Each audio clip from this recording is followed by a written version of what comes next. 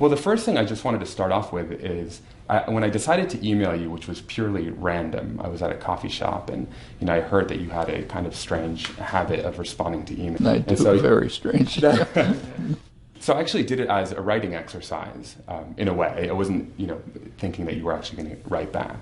And the question was whether or not Brave New World or Orwell's 1984, which one of those was either a better book to teach or a better kind of prophecy or prediction of where we were. Guess what I might have... Did I mention Zamyatin? Exactly. Yeah, because I think that's much better than either of them. Yeah. So what's your reasoning? For one thing, it's much earlier. Right. But I just thought it was more perceptive. Right.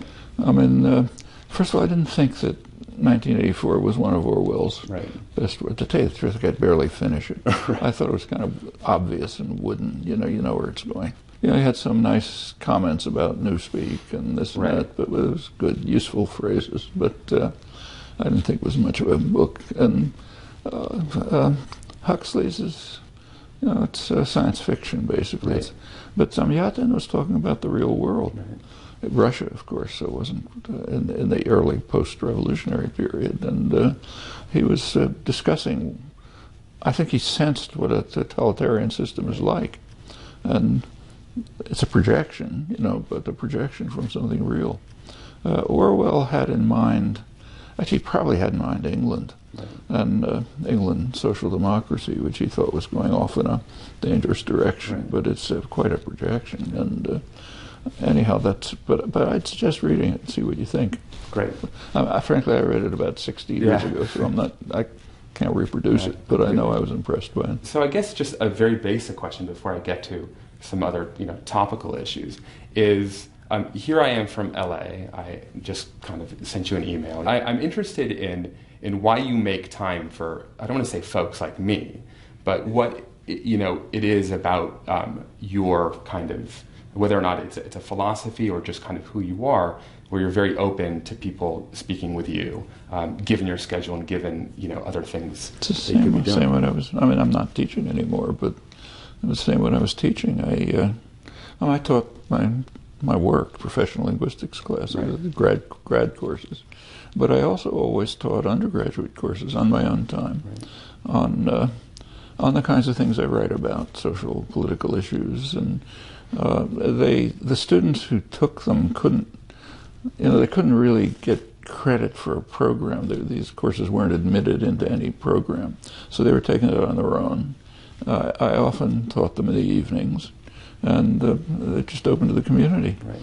And a lot of people would come year after year because we'd always talk about new things. Right.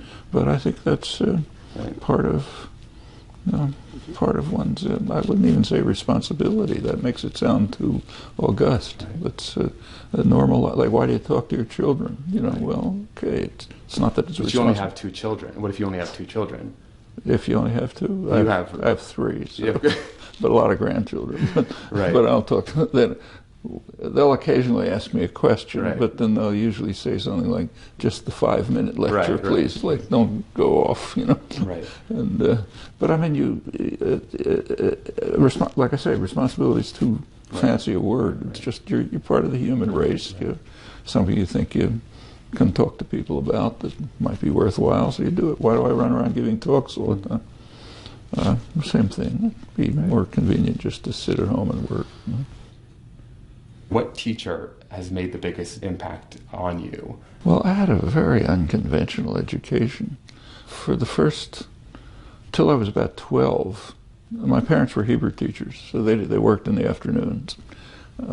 Teaching, and so they sent me to an experimental, kind of a Deweyite school run by Temple University, and I was there from 2 years old till high school. And it wasn't quite what you're describing, but it was a pretty open school that fostered creativity, independence. He didn't take he took tests, but didn't mean much. Like, just to give you an example, I didn't know I was a good student until I got to high school, literally. I mean, I knew I had skipped a year, But all that meant was I was the smallest kid in the class. Nobody paid any attention to it. When I got to high school, all of a sudden I discovered you're supposed to, be first in your class, and you have to pass all the exams. But we never had anything like that. You just did work you were interested in. You worked with other people. I mean, there was a curriculum, normal curriculum, but it was guided. But so the teachers from there I remember actually. Right. But after that, there was one professor at the university, a couple of people at the university. Zelig Harris, I don't know if you know him, who was a very kind of charismatic person. Actually, my contacts with him were political. I mean, theoretically, I was in his department and got a degree and take many courses. And I was just about to drop out of college when I met him because it was so boring. But he suggested I take his grad courses, and I then started taking other graduate courses, and I came in contact with intellectually very interesting people. But what qualities did he have as a teacher that you really responded to? He wasn't a teacher, like our classes would be. There were a couple of students that kind of were close to him, maybe half a dozen. We'd meet in his apartment or his apartment in New York. This is Philadelphia, and talk about politics, science, all kind of things. And he was he was a kind of an intellectual leader. He had a lot of interesting ideas, and people were interested, but it wasn't classes. Right. And I took classes with people like Nelson Goodman, a very fine philosopher, but he just discussed his own work, and we thought about it, and we argued about it, and discussed it, and went off on our own and stuff. Actually, I was taking graduate math classes. I'd never had undergraduate math, but there was one professor who I thought was fantastic. He did it just the right way. It was advanced real numbers or something, I forget what it was. He'd come into class and the blackboard, clear the blackboard and write down something, and he'd look at it kind of puzzled, and he'd say, well, let's figure out if that's a theorem. And then the class we'd read stuff and studied stuff, and the ideas would come up, and sometimes they were good ones, sometimes they weren't. He'd kind of steer the discussion, and by the end of the class, we'd have either proven the theorem or disproven it. Yeah. Okay, you learned something that way. But and I thought it was a terrific way to teach. Now hold on, Miss Fox. It's all very well to teach my boy to paint pretty pictures and build birdhouses. He doesn't even know his multiplication table.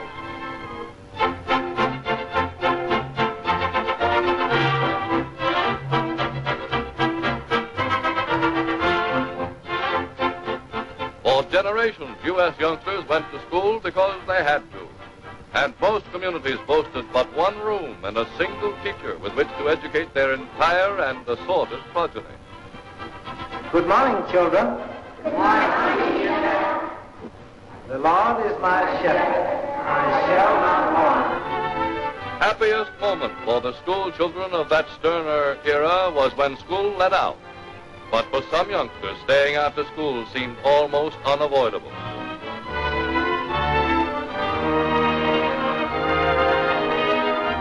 Yesterday found only in a half dozen advanced experimental schools. Today in tens of thousands of public schools from Santa Monica, California to Bronxville, New York, progressive education is in force.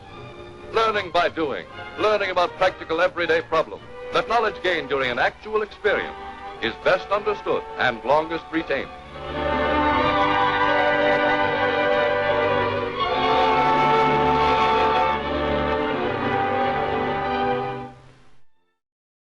Reading Dewey, because our school, I think, in name is a Deweyite school, although in practice, not always. And in experience and education, he links education with experience and memory. So does it surprise you that you recall so much more from your educational experiences that involved experience and you didn't?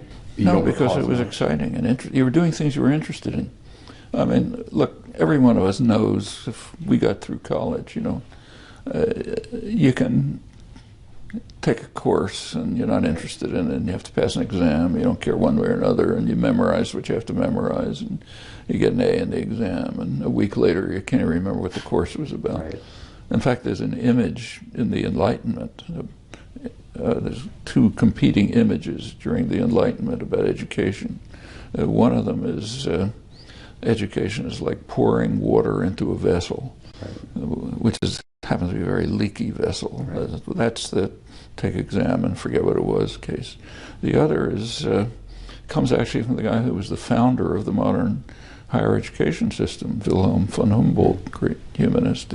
He said education is like laying out a string along which the student progresses, and students progress in their own ways. But you've got the string. In other words, there's a structure to what the student is being introduced into. It's not like any random thing. But then they explore it and create in their own ways. But when you get to a place like MIT, Science University, it's almost second nature. Like the famous physicist here, who's a world-famous physicist, was teaching his freshman courses. He was famous for saying that if students asked him, what are we going to cover this semester, he'd say, it really doesn't matter. It matters what you discover. And I cannot move any further back, so there's no cheat here. I'm going to release it right from my chin here. You realize, as you have just seen, that the slightest push, and this will be my last lecture. I'm going to close my eyes. I don't want to see it. And I'm going to count down from 3 to 0.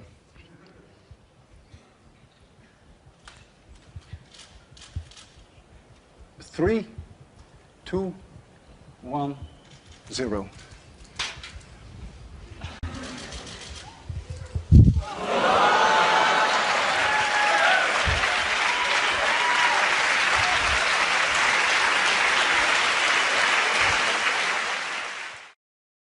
I'm Noam Chomsky. I'm on the faculty at MIT, and I've been getting more and more heavily involved in anti-war activities for the last few years.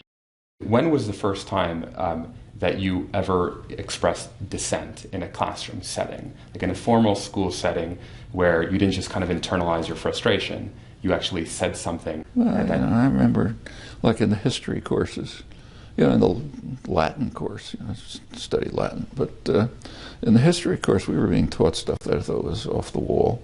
This was in high school? High school, right. Yeah. I mean, in elementary school you just talk. Right. But so I said some things, but it was obvious you just couldn't. There was no point, You couldn't. It was like talking to the wall, That you couldn't penetrate too much. So I've never bothered. I did it outside of class. We were all radicals outside of class, but never talked in class. You mentioned that informal schooling had a huge impact on you, and this is both your experiences in New York, visiting these bookstores as a youngster. This is kind of the accidental nature of your own career. Do educators undervalue the importance of informal schooling, or maybe overvalue traditional schooling? I think that, at least, in my own experience, not just personal experience, I was a Hebrew teacher too, teaching 10-year-old, 12-year-old kids, and we taught the same way. It was a Deweyite framework, so the way to teach the kids was to get them interested in something. Teaching middle school Hebrew school is one of the most challenging. It is, because for one thing, the kids don't want to come in the afternoon. They'd rather be playing somewhere. And middle school's a difficult age anyway, but it worked, Most of the kids got interested and studied, had initiative, pursued things on their own, but you had to set things up so they'd get interested in it. Like often this class would start with games. These are games that you would create? Yeah, or that were part of the kind of educational program. That actually both my mother and father, who kind of ran the school systems, were Deweyite, deeply committed Deweyite educators, so they had all kind of suggestions and frameworks as to how to pursue, and then we did our own way. But games that involved learning, they did involve learning language or learning customs or learning something else, but in the form of something that kids wanted to solve, and puzzles and so on. So, and they get interested in something, and you go on. And you can do it at any level. So, for example, I have my sister-in-law was a 6th grade teacher. He once described, very good teacher, actually, very successful. She told me how she taught a class on the American Revolution. A couple of weeks before the class was going to be on this topic, she started just doing things that were arbitrary and annoying, like compelling the kids to do things they didn't want to do and that didn't make any sense. And it got worse and worse, and the kids got upset and kind of protesting. And finally, when it got to the point where they were going to be an uprising in the classroom, she turned to the American Revolution, and they were all ready for it. They'd figured out what it's about. Right. Okay, that's something that kids will remember, I think. While it's true that our genetic program rigidly constrains us, I think the more important point is that the existence of that rigid constraint is what provides the basis for our freedom and creativity. And the reason... What you mean, it's only because we're pre-programmed that we can do all the things we can do. Exactly. The point is that if we really were plastic organisms without an extensive pre-programming, then the state that our mind achieves would in fact be a reflection of the environment, which means it would be extraordinarily impoverished. Fortunately for us, we're rigidly pre-programmed with extremely rich systems that are part of our biological endowment. I want to just ask you about structure and creativity. So what I found most interesting about your work on language is that you correlated, creativity and the kind of infinite potential of language, with the fact that it's restricted. And I think you said it's precisely those characteristics of language that make it an effective instrument for free thought and expression seem to have their origins in this innately determined structure. So I'm just wondering what this apparent paradox, structure promoting creativity, suggests about the nature of creative thought, because it's normally associated, maybe that's a misperception, with an absence of structure. I mean, that's what creativity is. So, and how does that reflect itself in the classroom? That's true, that's commonly thought, but it can't possibly be true. I mean, it's like, take, say, the growth of an organism, say an amoeba or a human being. A human being has a lot of complex capacities and characteristics, even a complex internal structure, like the way your digestive system works and so on. And it can do a lot of things. But that's because we're designed within a framework that allows certain options and blocks others.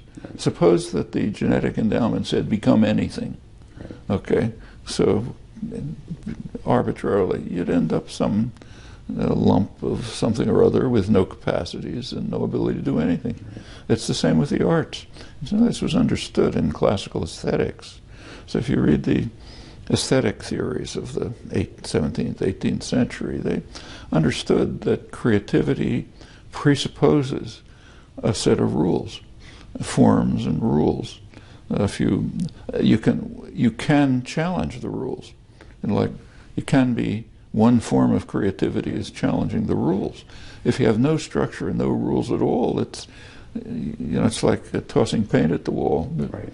It's not a creative act. Right. This is the value of dissonance. Well, there's got to be some structure that provides you with capacities. Right. If you don't have internal structure, this is for growth and development, but the same for, say, creative activity is. So what kind of structures support creativity and what kind of structures inhibit creativity? Structures that support it are, take, say, writing a sonnet. There are rules for a sonnet. Okay, that framework of rules enables people to do really creative work. You read classical sonnets. If you had no rules at all, then I could write poetry. I can't. And the structure that's there has to be, or take, say, a painting. Here too it's been studied in the history of art by Meyer Shapiro and others. A painting is in a frame. Well, that alone imposes structure. Right. It's on a flat surface. Okay, that requires you to invent perspective. and a long time before people understood it, and how to make it look like a gown is flowing. And all. Okay, that frame itself, just that simple, even that simple frame, already sets the conditions under which you can carry out creative acts. In the loneliness of my life, my father dead, my brother dead, my mother far away, my sister and my wife far away.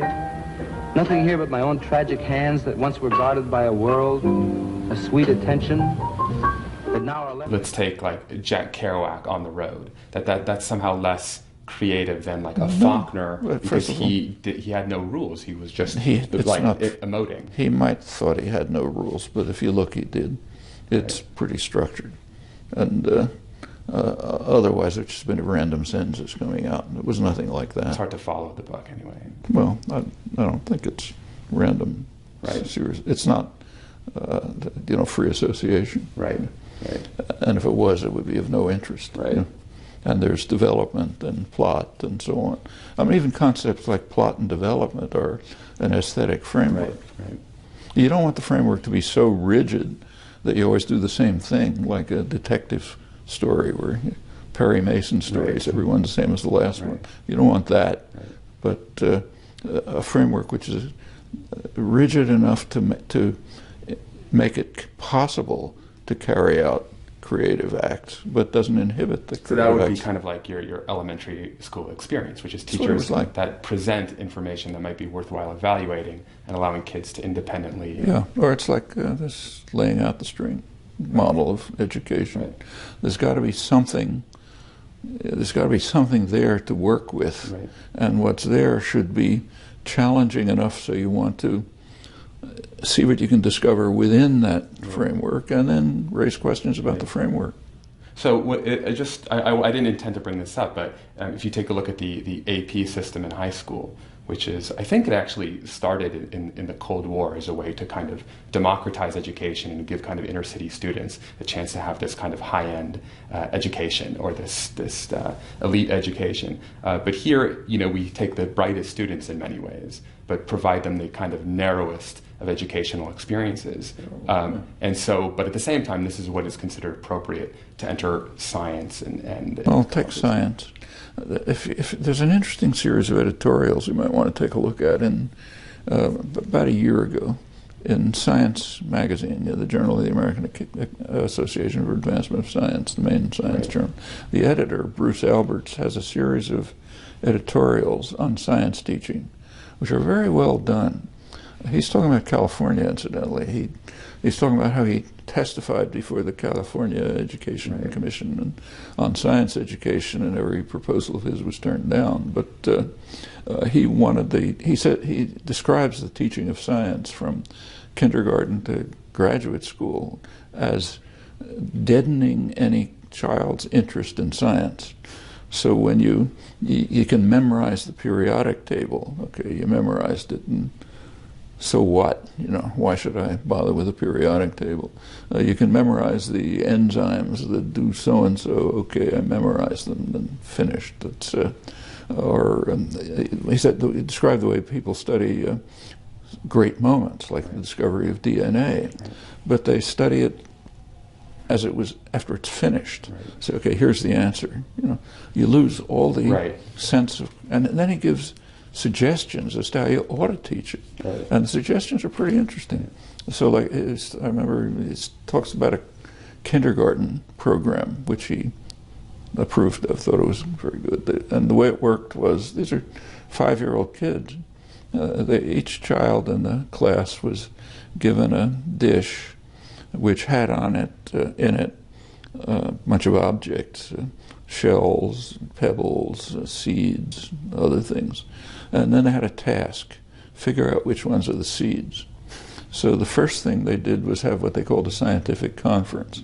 The kids got together and talked and figured out ways in which they could tell what was a seed, and some bad ideas, some good ideas, and of course guidance, and pretty soon they got to experiments that they could carry out to determine which ones are seeds, and finally at the end they figured out which ones were seeds.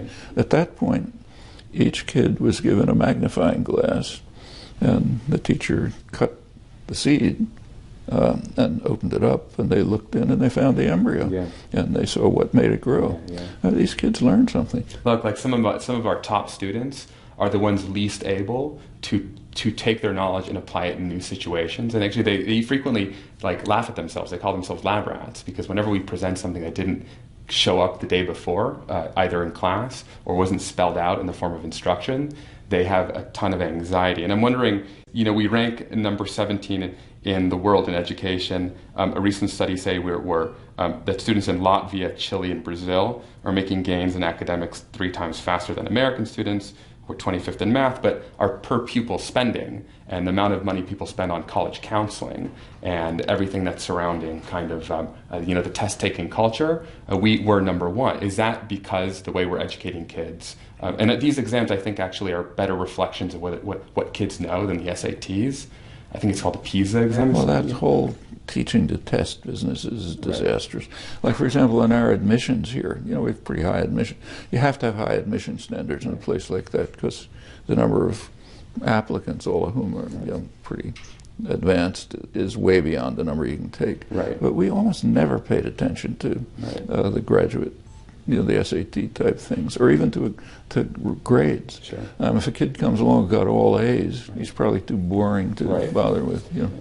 If we ask a middle school English teacher, 7th or 8th grade, or maybe a 9th grade world literature teacher, that we feel it's her responsibility, but say she embraces her responsibility of taking students with a various level of literacy. So you have a kid who doesn't speak English very well at all, and a kid who's ready to read,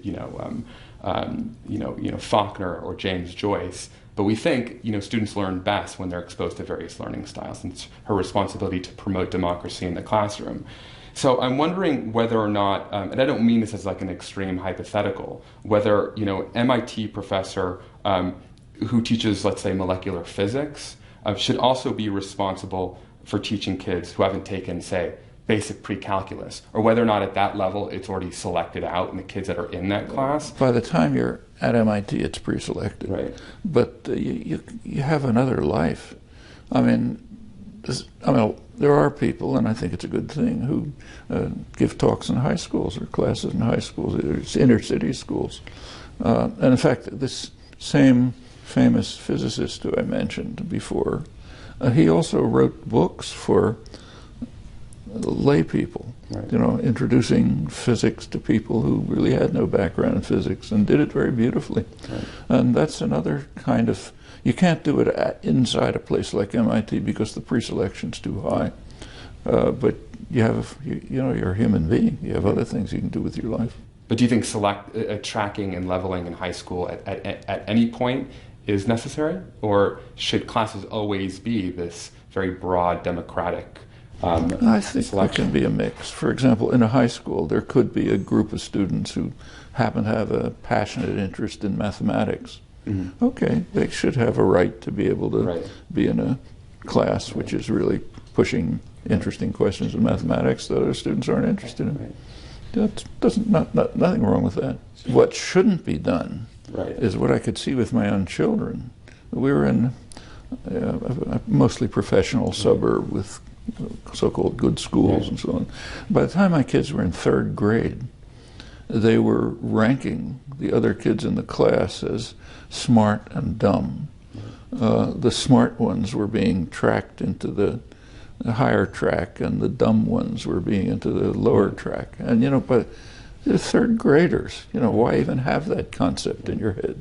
Well, look, I have a few questions, but your Bev has been very patient and is giving me the hook. But I wanted to thank you so much for taking the time, and you're an inspiration, really, and I really appreciate it. And I hope to talk to you sometime soon and hear more about what you're doing. And good. Thank you. Hope we have a chance. Okay. Thank you so much. Yeah.